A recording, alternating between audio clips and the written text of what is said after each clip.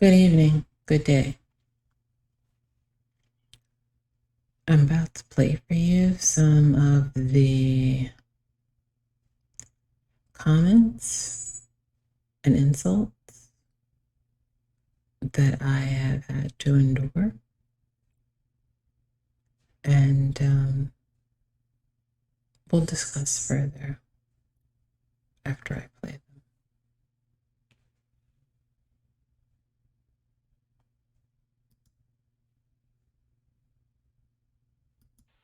Crazy ass nigga.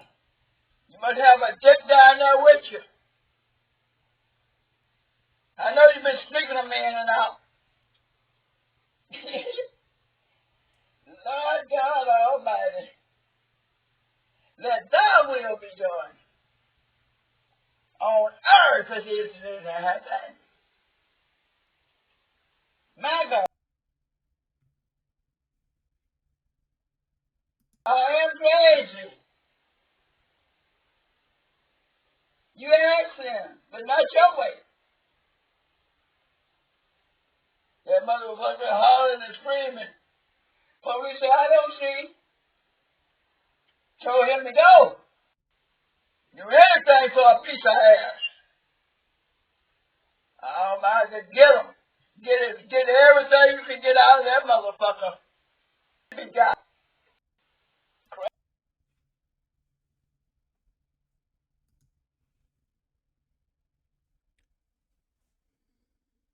Those are all comments from my mother. She was talking to the security camera that is there in her room because she was falling a lot. And so not only did I convince her to get security cameras 2 years ago for the house because it was just the two of us. And I was working and trying to take care of her by myself because at that time she refused to get an aide.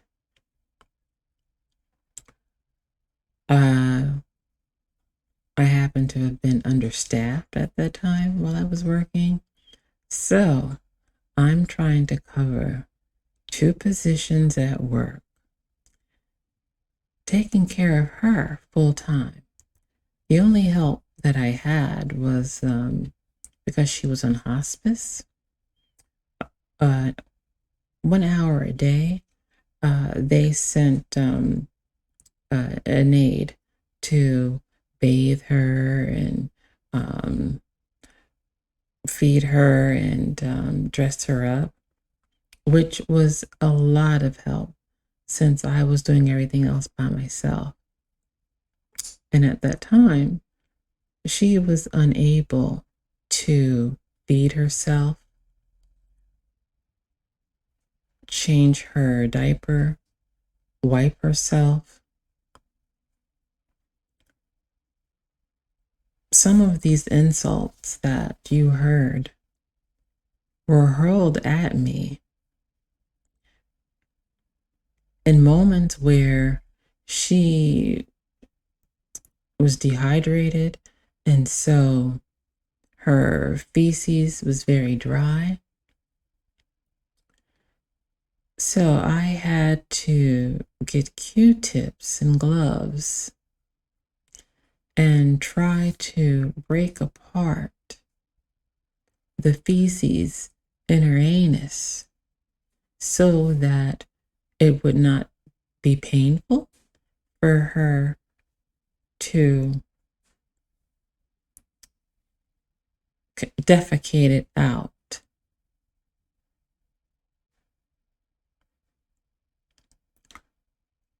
During this time, only one neighbor really came to try to help, and that was Miss Teresa. The other people, they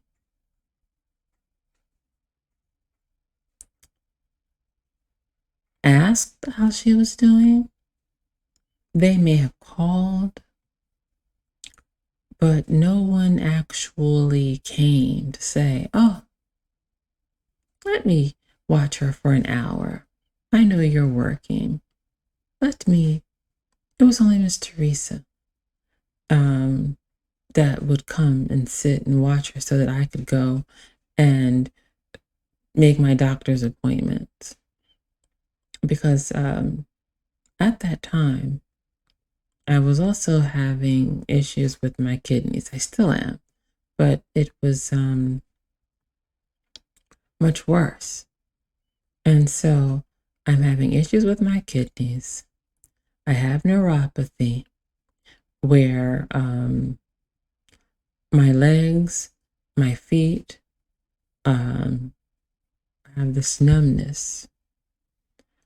If I don't take my gabapentin, my nerve endings shoot pain throughout my feet, particularly my toes, that feels like someone is connecting like electrodes or fire to them.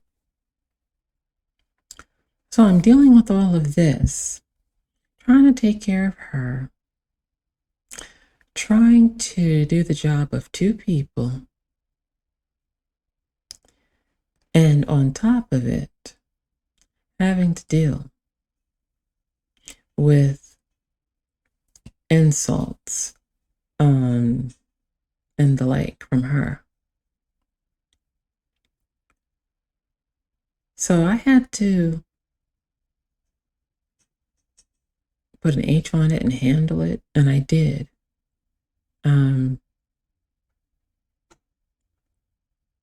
When she needed me the most, I was there. I showed up, not with words, but with actions. But she appreciates people who've sent love and prayers and thoughts from a distance more than me, who was on the ground doing the actual work.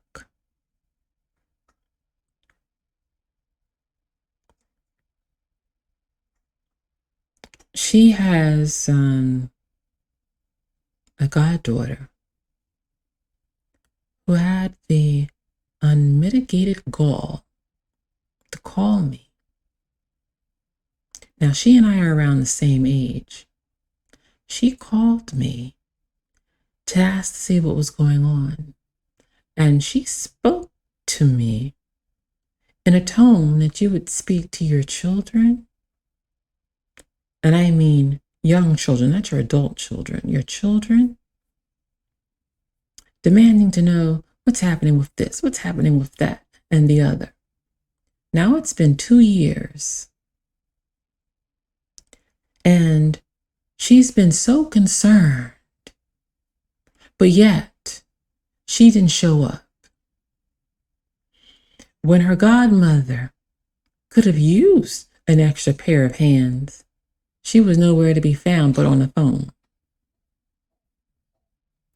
And thus far, the only thing that she has done is borrowed money from her godmother.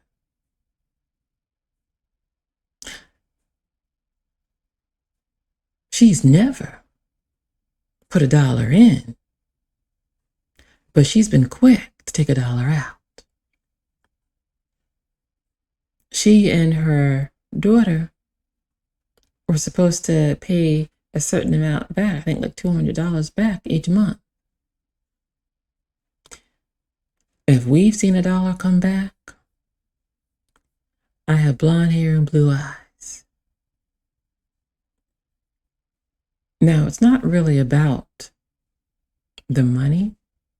It's about the gall to call someone that's been in the trenches on the ground to have zero actual knowledge of what is going on and demand to know what's happening. What's happening with her VA check? Because my mother was selling the story that I'm somehow taking her VA money. Now, we live in a more modernized world. So, all of her benefits are electronically deposited into her account. So it's not like the old days where some family member would be responsible for going to the mailbox and getting the check and then depositing that check into someone's account. And perhaps not depositing all the money, but taking some of it. You can clearly see, but the VA is depositing. So she can feel like she should be getting more. But if the bank statement shows they deposited a certain amount, that's what they deposited, and that's what she's getting. Now, if she feels that they somehow have shortchanged her, then her battle is with them, not with me. And I was the one to arrange the appointment, to arrange the transportation, to take her there, to fill out all the paperwork in a timely manner, to ensure that she would get her benefits. If this goddaughter was so worried about her godmother, where was she? When her godmother had to bury her husband, where was she? When her godmother was in and out of the hospital, where was she? You don't get to sit in judgment or question what people who are actually on the ground are doing when you can't see what's happening for yourself. And even then, I've never questioned one thing about her mother or her father or anyone in her family, because there are clear lines.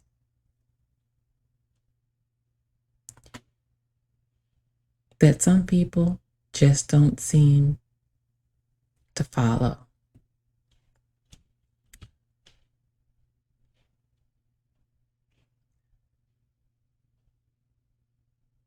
And all you can do is just let it go. I eliminated that stress because I no longer have any contact, nor will I ever have any contact with her goddaughter or her goddaughter's family.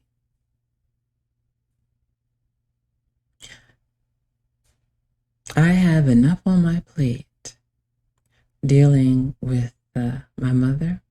I'm not adding extra stress or extra people that don't actually bring something to the table, but are quite quick to take.